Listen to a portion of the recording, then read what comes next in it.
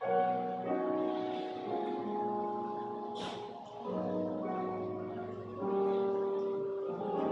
morning, Mount Moriah.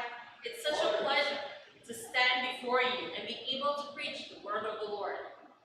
But before we continue, before we really start, I just want to thank everyone that's here. I just want to thank everyone that is here with us, everyone that's watching our live feed. It's such a pleasure to stand before you and to worship together. Having said that, I do believe in the midst of uncertainties, in the midst of this kind of situation that we're in, we can still appreciate the good things that has become the result of this pandemic. And being able to share with you this time, this worship time that we have, is to not just the people here, but to the people watching from different parts of the world. It's so amazing. Before I continue, I want to bring up Brother Eric as he brings us to worship this morning. Praise the Lord, y'all.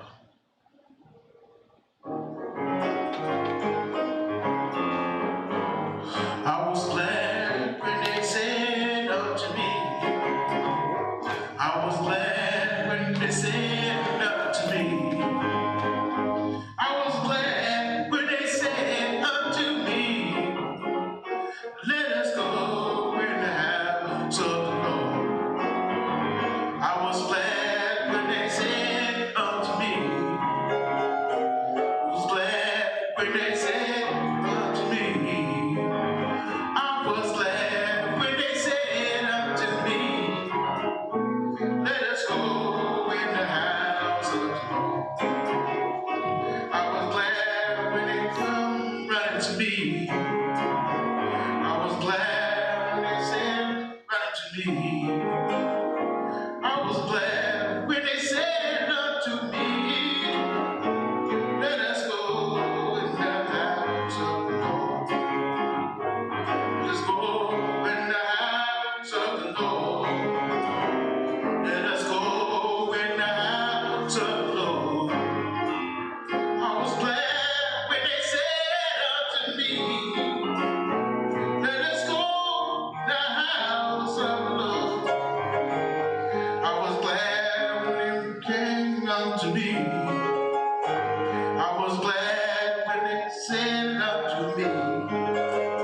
I was glad when they said unto me, let us go in the house of the Lord.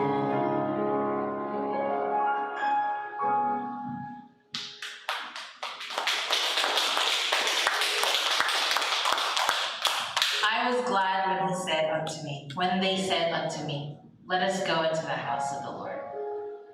Before we continue, let's bow our heads and pray. Lord, thank you. Thank you so much for this great, great opportunity that we can worship you, that we can come to your altar, Lord God, and get to know you more and learn from you, Lord God. We pray that whatever is spoken unto us today, that we hear it with open minds, Lord God, that we accept it with a full heart, Lord.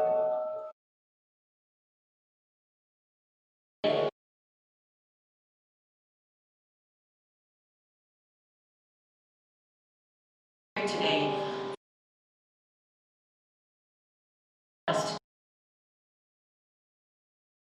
Lord, we come into your house, worshiping, praising, and loving you.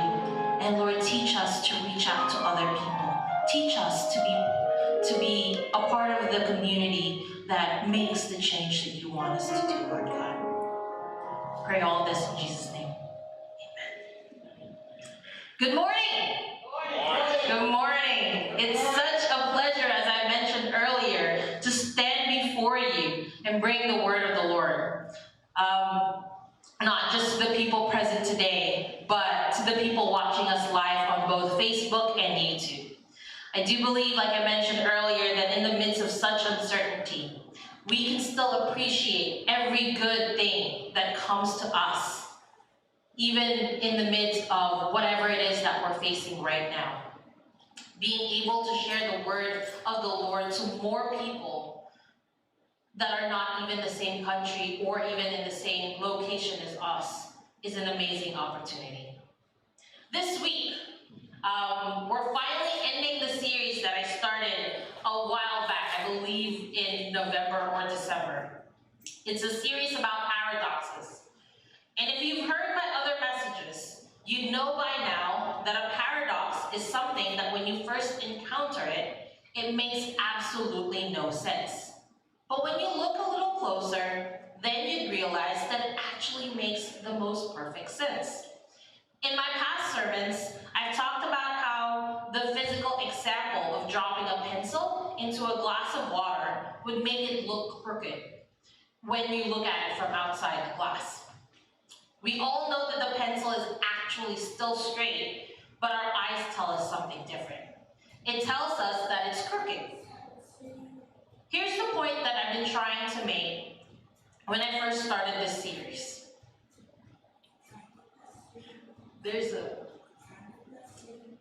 When we take God's perfect truth from heaven and we pass it down into this imperfect world and we looked at it with our imperfect human eyes, it sometimes looks crooked. It doesn't make sense to us. And very often when Jesus taught, this is how people reacted to it. It seemed illogical and sometimes offensive.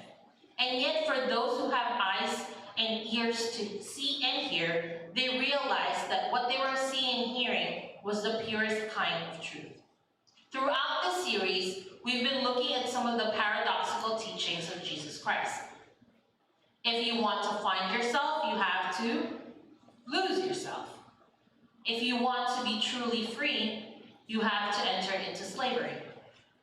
If you want to be strong, you have to become weak. If you want to be first, you have to be last. Today, I come now to the final paradox. If you want to be truly great, especially as a leader, you have to become a servant.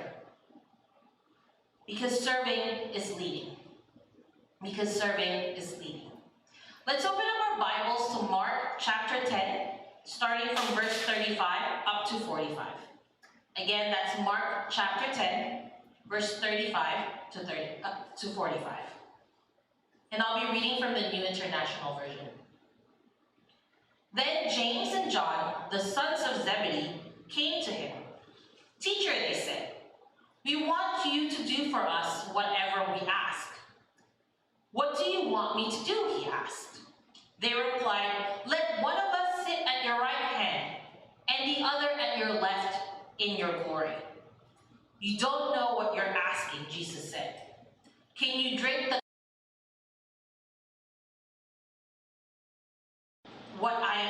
with the baptism I am baptized with?" "We can," they answered. Jesus said to them, "You will drink the cup I drink and be baptized with the baptism I am baptized with. But to sit at my right hand or left is not for me to grant. These places belong to those whom they have been prepared." When the 10 heard about this, they became indignant with James and John. Jesus called them together and said, "You know that those who are regarded as rulers of the Gentiles lord it over them, and their high officials exercise authority over them. Not so with you. Instead, whoever wants to become great among you must be your servant, and whoever wants to be first must be slave of all. For even the Son of Man did not come to be served, but to serve, and to give his life as a ransom for many." Let's bow our heads for a quick prayer. Lord, thank you for this wonderful word that you've given to us. Lord, give us this time to really understand the word that you have taught me to preach today. In Jesus' name I pray. Amen. In this paradoxical teaching of Jesus, we see three things: the typical way, the better way, and changing our way. Again, that's the typical way of how we try to achieve greatness, and how Jesus introduces a better way, and then giving those two ways, what would it mean for us to change our way? Let's talk about the typical way. The passage with a conversation between Jesus and his two disciples, who were brothers, James and John. Did you know that Jesus previously gave them the nickname, the Sons of Thunder? It's a pretty awesome nickname. Apparently, these guys were not known for being quiet and passive. I picture James and John with leather jackets, with lightning bolts on the back, probably riding a motorcycle like a Harley or whatever, because I don't know anything about motorcycles. Anyway, James and John approached Jesus in a private conversation with a request.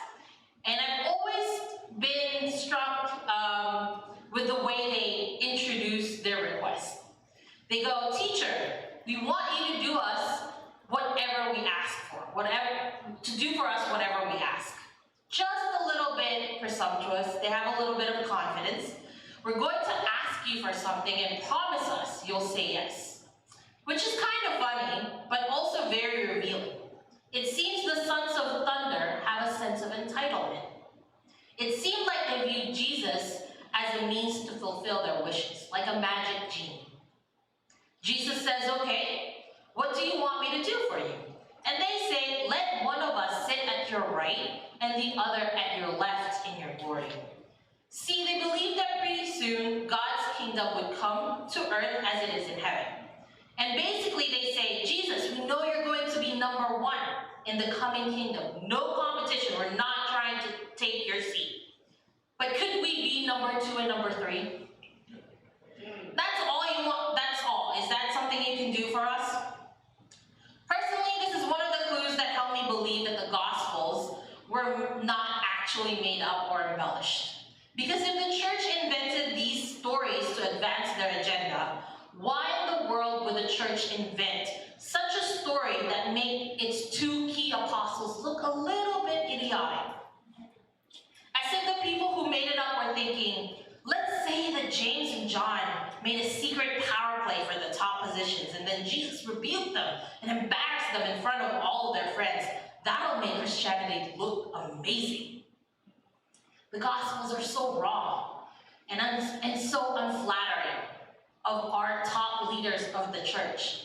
And it makes it so much more believable that all of these apostles were just humans following Jesus Christ. They were flawed humans. Anyway, here's my question. What would drive somebody to make such a request like James and John made? And the answer is the same thing that we can find when we look in the mirror. Because they were human. Because we are human, just like James and John. And as humans, we are naturally self-absorbed and self-promoting. In other words, we think a lot about ourselves. And when it comes to relating to other people, that self-focus tends to come out in 2 main ways: competition and domination. Let's talk about those 2 things. First, competition. In the previous chapter, Mark 9, we see the disciples arguing about who is the greatest. Can you imagine that scene? I can picture Matthew thinking, look, all I'm saying is I had a really good job. I was the chief tax collector, and I gave all that up to follow Jesus. I think that makes me pretty important. And then Judas saying, wait, actually, Jesus trusts me with all of his money. He made me the treasurer, and that means he trusts me the most. And Peter is just sitting back, waiting, biding his time. And when everybody else is done making their case, he goes, I walked on water, you guys. Anybody else here walked on water?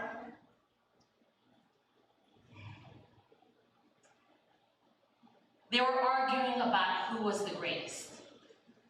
Why? Because their view of the greatest was all about how can I compare to you? How am I better than you? Did you ever find yourself comparing? You're at someone's home and you compare their furniture with your furniture, their kitchen with your kitchen, or maybe you're a student. You're at the cafeteria at school, or maybe you're at home now, and you compare your grades with other people's grades, or your phone with other people's phones. Or maybe you're a leader at church, and you think, why are more people going to their church than my church? Or you're a parent and you compare your kids to other kids. We have this habit of comparing or measuring our success by comparing it with other people's success. We get our sense of strength from other people's relative weakness. C.S. Lewis said it so well, and I want to read it to you. He said, "Pride is essentially competitive. Pride gets no pleasure out of having something, only out of having it more than the next man." We say that people are proud of being rich, clever, or good-looking, but they are not. They are proud of being richer, cleverer, or better-looking than others. This is human nature.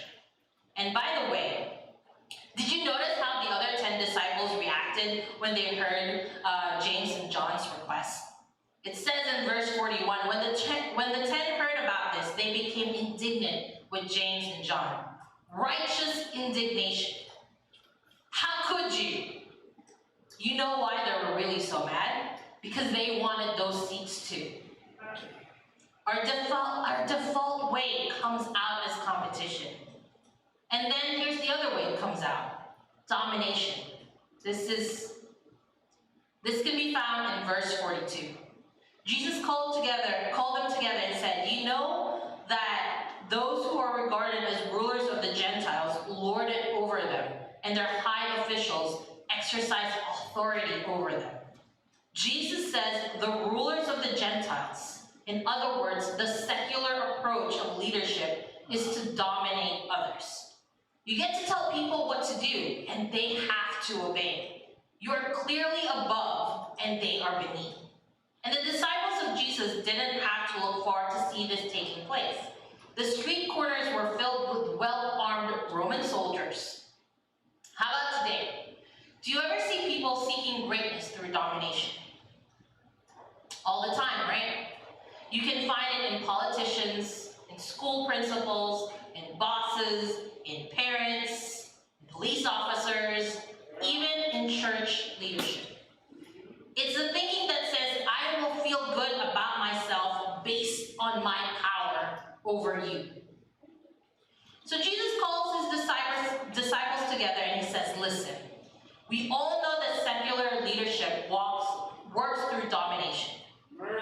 So why would he bring that up? Well, because when he heard James and John's request, he realized that they actually had no problem with the concept of domination. They just wanted to be the ones dominating. And the Bible scholar David Garland said it like this.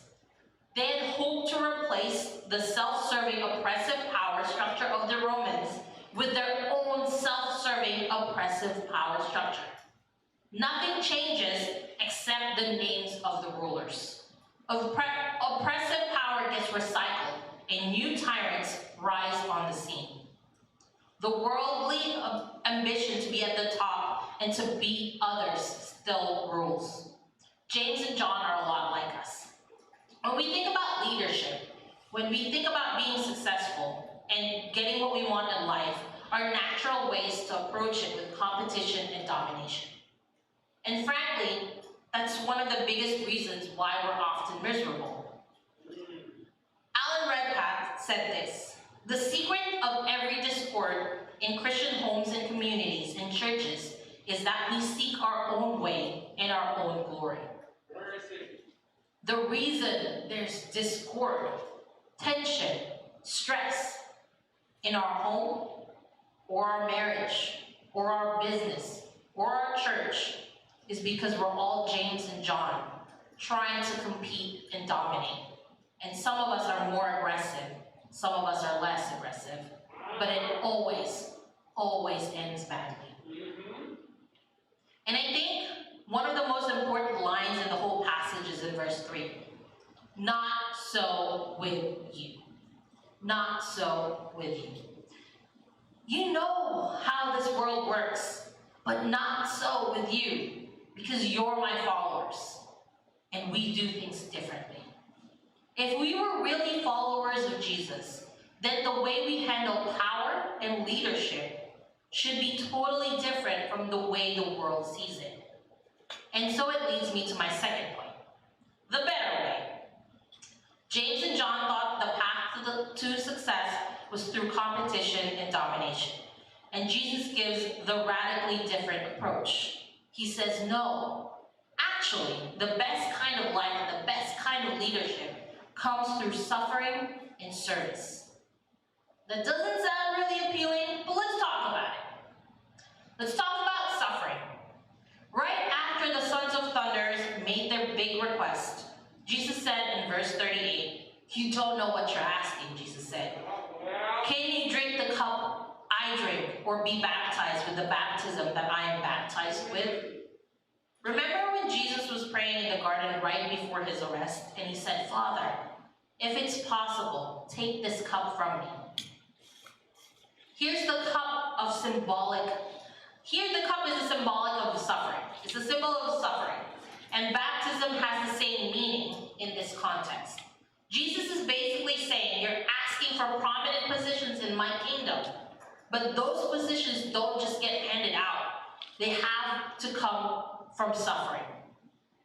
Sometimes when we seek a high position, it's because we like the prestige and the honor that comes with that role. But just like James and John, we don't know what we're asking for. We have no clue of the pain and the sacrifice that accompany leaders. Because here's one thing I've realized. When you're in a leadership role, whether it's a church or a manager or a parent, any leadership role, if you're doing it well, it comes with suffering. Because you're making the hard decisions.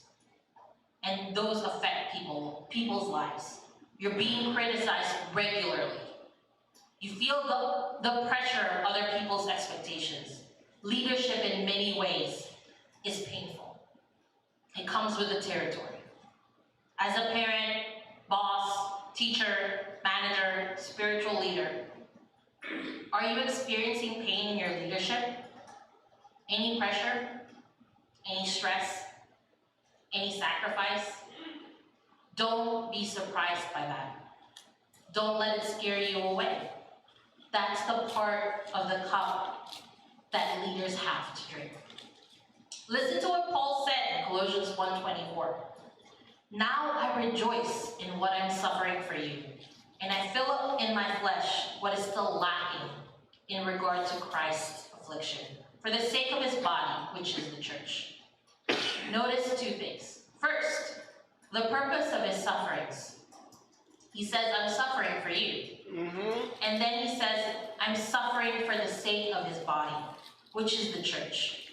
So when we suffer as leaders, it's not just pain for the sake of pain.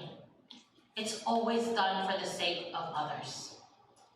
Just like the sufferings of Jesus were done for our good, we as leaders suffer for the good of the people who were called to lead. So never forget that purpose.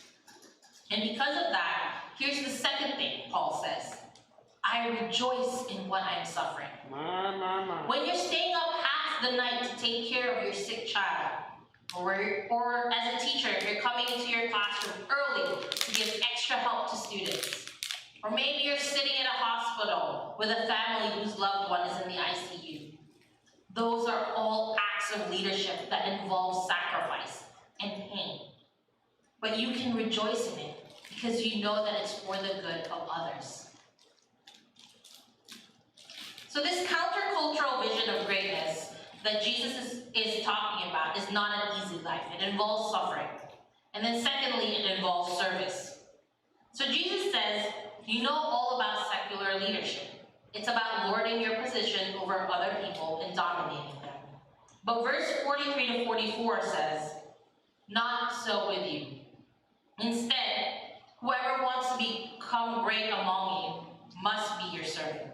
And whoever wants to be first must be the slave of all. In other words, if you want to be great, stop viewing people as the competition that you need to dominate, and start viewing them as precious people to be served. Yes. Years ago, when I was still in Korea, I was going through something terrible. Honestly, I can't even remember what it was that I was going through, but I knew deep down I was going through great turmoil. And I was losing sleep, and I couldn't focus in my education. I couldn't focus at all, and I just needed to talk to someone about it. So I sent a text message to one of my spiritual counselors in my Bible school. I said, I know it's late, and you're probably busy. It's a Saturday, you're getting ready for church the next day, but can I please talk to you? And she immediately said, I'll be right there, and she dropped everything. And we spent the afternoon just talking about my problems and my struggles, and her praying with me. That's real service. It's putting another person's needs ahead of your own and making sacrifices for the good of that person. And it's interesting to me that I can't even remember that life-altering problem that I had. But I can't ever forget Professor Nancy Kreitzer just talking to me about it. We remember the people who serve us, and I remember it clearly, and I'm still grateful. Sometimes that's what service looks like. Counseling your coworker, washing the dishes for your spouse, taking your elderly father to the hospital. It's like when Jesus washed the feet of the disciples. Giving up your rights, giving up your convenience to meet the needs of others. And you know what? Even though there's suffering in the service, it's actually kind of rewarding because people usually appreciate you for what you're doing for them. But sometimes serving isn't so rewarding, at least not in the short term. Sometimes it means sacrificing your short-term approval for long-term goals. I remember when I was younger, whenever my mom would come into my room and she would see the mess that I have made, she would always make me clean my room. Always. She would scold me and I would be angry and I would be upset.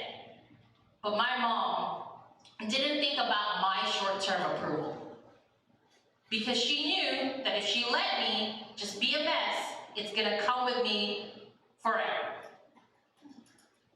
Her service at that time was making me clean my room. Well, I don't know if it stuck though, but at least she made me. As a leader, that's the part of the pain of leadership. Mm-hmm. You're doing something that maybe doesn't make you very popular. But it doesn't matter because you're truly serving the needs for the long term and not for just the quick, easy approval. Yes. When we think of service, make sure that we don't have a narrow definition of what that means. It means sacrificing your convenience for the good of others. And sometimes they're not going to like it. Jesus says to his disciples, whoever wants to be great. In other words, he doesn't rebuke them for wanting to be great. He rebukes them for the way they wanted to achieve their greatness. They thought it came with competition and domination. Jesus says, no, it's through suffering and service. It's really a paradox because suffering and service seems like a failure. Suffering and service seems like the roles of a slave, not a leader. But Jesus says, no. That's the path to greatness. So how do we align ourselves in the ways of Jesus? Finally, my last point, changing our way. The key is really in verse 45, and it's a great thing to remember and memorize. For even the Son of Man did not come to be served, but to serve, and to give his life as a ransom for many. Let me repeat that. For even the Son of Man did not come to be served, but to serve, and to give his life as a ransom for many. Brothers and sisters, it's actually simple. The key to change is to focus on Jesus. Keep your eyes on him. Amen. And this works in two ways. First, his example. Because we become like the people we idolize and admire. Basically, Jesus says, I'm not just telling you to do this. I'm not just issuing commands from my throne. I'm saying, follow my example. Yeah. Even I didn't come here so people could serve me. I came to serve them. And you see that service all throughout his life on earth, when he allowed himself to be interrupted by people, when he washed their feet, and most awesomely, when he died on the cross. The example of Jesus inspires us, but it's also about his empowerment. See, when we're trusting in Christ, there's this spiritual thing that happens where his life actually flows through us. And we find ourselves doing things we could never do on our own. So when you're getting ready for work in the morning, or when you're getting ready to spend time with your family, or when you're getting ready to meet people, and getting ready for that project, pray something like this. Lord, I know I have this tendency to promote myself and be competitive, but I'm praying for the power of Christ to fill me and flow through me and make me a servant. Because this kind of leadership that we're talking about, it doesn't come naturally. And we need the power of Christ to pull it off. And so, to close, here's a suggestion of 3 practical ways that we can live this out. 1, we have to rethink our position. Rethink the purpose of our position. If you've watched Braveheart, where William Wallace, played by Mel Gibson, was fighting for the independence of Scotland for freedom, and he was speaking to the comfortable Scottish nobles, who were just puppets, basically, by the English government, and he said to this noble, "You think the people of this country exist to provide you with position? I think your position exists to provide those people with freedom." Those are powerful words. Whether William Wallace said it actually is beside the point. Brothers and sisters, this applies no matter what position of leadership you have. Like Jesus said, you are not here to be served. You are here to serve. Second, show genuine interest to others. Show genuine interest in others. Look at me with Philippians 2:3, verse 4. And before we read it, I want you to just think about whatever position of leadership that you're in. Whether it's a grandparent, parent, father, mother, teacher, boss, pastor, minister. I want you to think about that. And now listen as I read it. Do nothing out of selfish ambition or vain conceit. Rather, in humility, value others above yourself, not looking to your own interest, but each of you to the interest of others. When I was still single, and I went out on a date with someone, and he was funny, and we had such a great time, but I was really distracted by my phone, because I was waiting for a very important call, and I explained that to my date at that time, and he said, "Oh, no, that's totally okay." Anyway, I spent the whole day with my phone out, even though we were laughing and enjoying each other, but I would constantly look at my phone. It's safe to say that even though I felt like we had a great time, he did not ask me out again for a second date. I asked him why, and he said, "Well, it didn't seem like you were really interested in me." I suppose that's okay, it's for the best. What I'm saying is, as leaders, we can give all of the excuses, but if the people that we're serving don't think we're interested or fully there with them, they will always feel that someone else is more important than what they need. Well, so serving people means, first and foremost, when you're with them, be fully present with them. Put your phone away. Focus on them and truly, truly listen. What's important to them becomes important to you. Third, become a giver. Adam Grant is a researcher at Wharton School of Business. And in his research, he identified 3 basic kinds of workers: takers, matchers, and givers. And it's so pertinent to this teaching of Jesus. Takers view the workplace as very competitive. And they basically think, if I don't look out for myself first, nobody will. Matchers believe that everything works by exchanging favors. So I might do something for you, but then you'll owe me and you'll do something for me. While, however, givers choose to focus on the needs of others without worrying about what they'll get back. So takers, matchers, and givers. And you know what actually, the percentage of people that actually function as givers in their jobs? He says that it's only about 8%. Because most people just assume that if you're a giver, you're being too nice, and you'll never get anywhere in your career. But he also says, for most people, when they're stressed out at work, their first instinct is to sort of revert to a taker mentality. But here's the most aha moment of that research. His research consistently shows that givers are among the most successful people in business, and very often they're the most happiest. I'll bet for many of us, when we look back at our careers, we were blessed by a giver. Well, Some more mature person in that organization who took the time to help us. It's a beautiful thing when it happens. And now it's time for us to be the giver. And I don't know what that means for you, but in some ways, please, get up out of your office and give your time and energy to the success of others. yeah. It's so rewarding to be a giver.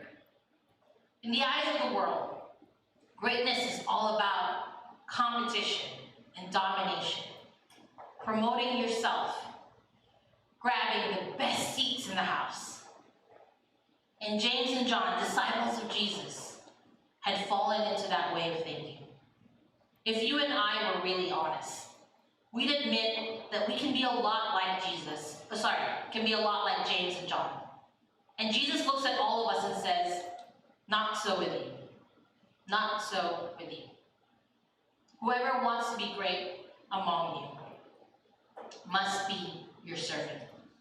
And whoever wants to be first must be a slave of all.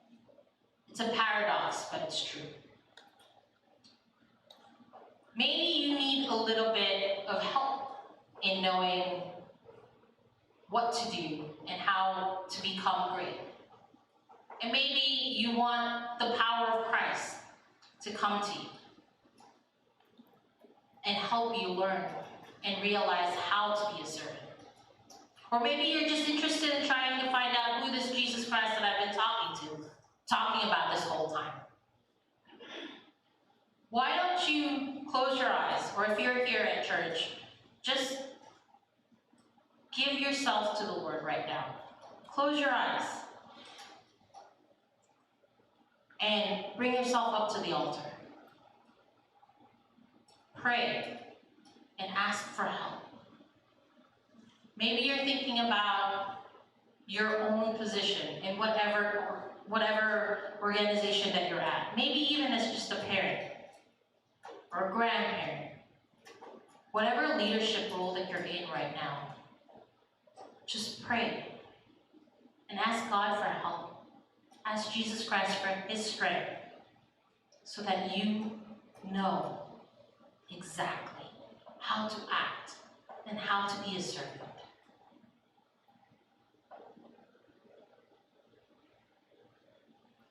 Lord, we come to you on bended knees, asking for help.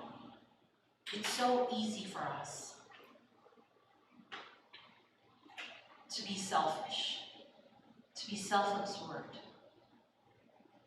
to want a leadership role for the prestige and the honor, to have applause. It's so easy for us. So we ask for your help, Lord, right this moment, to teach us. And Lord, if there's anybody listening right now that needs more from you, that needs to get to know you, Lord, I pray that you touch their hearts. Touch, Father. I pray that you touch them right now and make them yearn for you, to know you, Lord.